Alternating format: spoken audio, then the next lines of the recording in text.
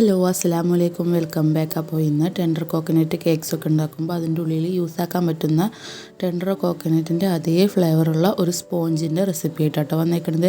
അപ്പോൾ നല്ല സോഫ്റ്റായിട്ടും നല്ല ടേസ്റ്റി ആയിട്ടും ഇതെങ്ങനെ ഉണ്ടാക്കാൻ നോക്കാം. അപ്പോൾ എല്ലാവരും എൻ്റെ വീഡിയോ സ്കിപ്പ് ചെയ്യാതെ കാണാം. ആദ്യമായിട്ട് കാണുന്നവരാണെന്നുണ്ടെങ്കിൽ സബ്സ്ക്രൈബ് ചെയ്യാൻ മറക്കരുത്. അപ്പോൾ നമുക്ക് വീഡിയോയിലോട്ട് പോകാം.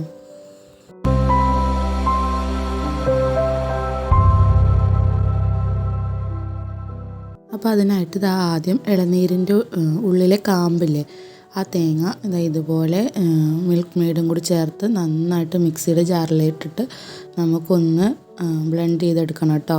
നല്ല ഫൈനായിട്ട് നമ്മൾ ബ്ലെൻഡാക്കി എടുക്കണം. ഒരു കട്ടയൊന്നും വെള്ളതായി ഇതുപോലെ ആക്കിയെടുക്കണം കേട്ടോ.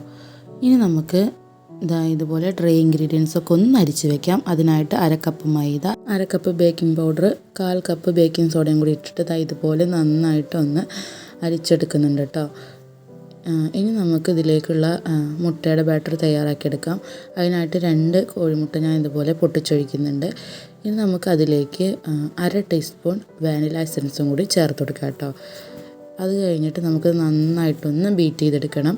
എന്നിട്ട് ചെറുതായിട്ടൊന്ന് കളർ ചേഞ്ച് ആകുമ്പോൾ നമുക്കിതിലേക്ക് 1/2 കപ്പ് പൊടിച്ച പഞ്ചസാരയും കൂടി ചേർത്ത് കൊടുക്കാം കേട്ടോ. ചെറിയ തരിയുള്ള പഞ്ചസാരയാണെന്നുണ്ടെങ്കിൽ നിങ്ങൾക്ക് നേരിട്ട് തന്നെ ചേർത്തിട്ട് ഇതുപോലെ ബീറ്റ് ചെയ്തെടുക്കാം കേട്ടോ. ഞാനിപ്പോൾ എൻ്റെ വലിയ തരി ആയതുകൊണ്ട് ഇതുപോലെ പൊടിച്ചെടുത്ത പഞ്ചസാരയാണ് കേട്ടോ ഞാൻ ഇതിലേക്ക് ഇട്ട് കൊടുക്കുന്നത്. അതും കുറേശ്ശെ ഇട്ട് കൊടുത്തിട്ട് അടിച്ചെടുക്കുകയാണ് ചെയ്യുന്നത്, അല്ലെങ്കിൽ നല്ല കട്ട കിട്ടും കേട്ടോ.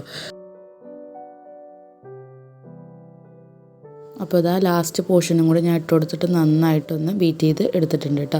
ഇനി നമുക്ക് നേരത്തെ അടിച്ച് വെച്ചിട്ടുള്ള ആ ഇളനീരിൻ്റെ മിക്സ് ഇതിലേക്ക് ഒരു 3-4 ടീസ്പൂൺ ചേർത്തിട്ട് നന്നായിട്ടൊന്നും കൂടെ ബീറ്റ് ചെയ്തെടുക്കാം കേട്ടോ.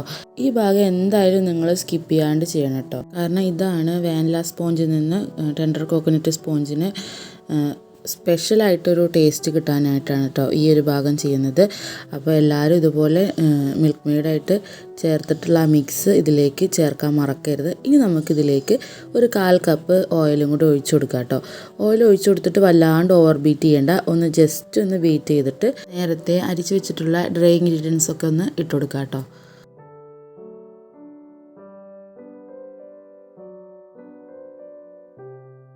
അത് നമുക്ക് കുറേശ്ശെ ഇട്ട് കൊടുത്തിട്ട് ഒന്ന് ബീറ്റ് ചെയ്ത് എടുക്കാം കേട്ടോ.